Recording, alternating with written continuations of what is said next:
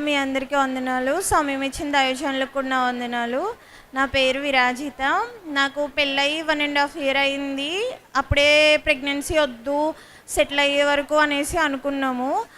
అయితే లోపల అందరూ నీకన్నా వెనకాల పెళ్ళిళ్ళైన వాళ్ళకి పిల్లలు పుట్టేస్తున్నారు, నీకు ఇంకా పిల్లలు లేరు అని అంటే నాకు చాలా బాధ అనిపించేదనమాట. మెడిసిన్స్ యూజ్ చేద్దాము అని అంటే మా డాడీ అన్నారు, వద్దమ్మా మెడిసిన్స్, మనకి పాస్టర్ గారు ఉన్నారు కదా, నేను తీసుకెళ్తాను, దేవుడు ఎందుకు ఇవ్వడో నేను చెప్తాను అసలని అడిగి అనేసి చిక్కమిసాగర్ అయ్యగారి దగ్గర తీసుకొచ్చారు.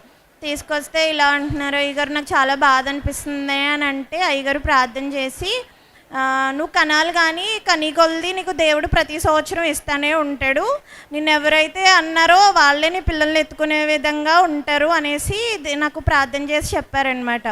అదేవిధంగా నీకు ఎవరు కావాలి అని అడిగితే నాకు అమ్మాయి కావాలండి అని అడిగాను. మా డాడీ అన్నారు, అదేంటమ్మా అమ్మాయిని అడుగుతున్నావని అనేసి వెనక నుంచి అన్నారనమాట. లేదు డాడీ నాకు అమ్మాయే కావాలి ఫస్ట్ అని అంటే, అదేవిధంగా అమ్మాయే పుట్టింది. ఇంకొక 10 డేస్లో 9th మంత్ వచ్చేస్తుంది అనగా ఈరోజు నైట్ 1 o'clockకి హెవీ బ్లీడింగ్ అయిపోయింది. వాష్రూమ్ అంతా నిండిపోయి ఆ విధంగా అయిపోయింది. ఇంకా డాక్టర్స్ అన్నారు, తల్లి పిల్ల ఇద్దరిలో ఒకరే, పెద్ద ప్రాణానికి కాపాడాలి కాబట్టి బేబీ మీద హోప్స్ ఏం పెట్టుకోవద్దు అనేసి అన్నారనమాట.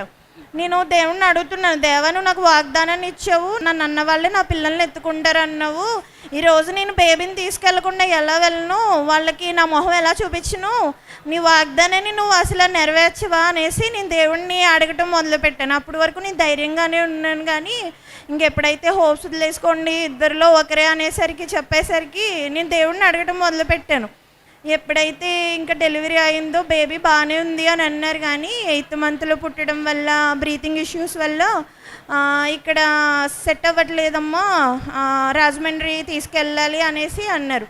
ఒక 40 days వెంటిలేటర్, 25 days వెంటిలేటర్ మీద ఉంది, 40 days NICలో ఉంది.